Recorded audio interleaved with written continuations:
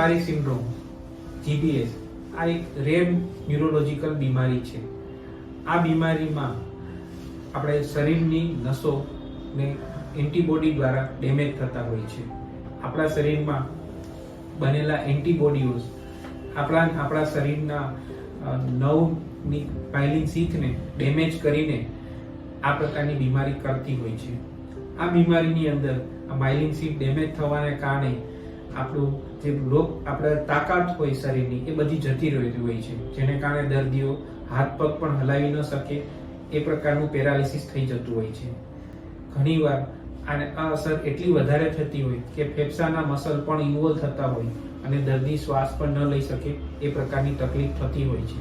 અને જો પેશન્ટની શ્વાસની ગતિ અને શ્વાસ લેવાની તાકાત જતી રહી હોય તો લાંબા સમય સુધી વેન્ટિલેટરની જરૂર પણ પડતી હોય છે.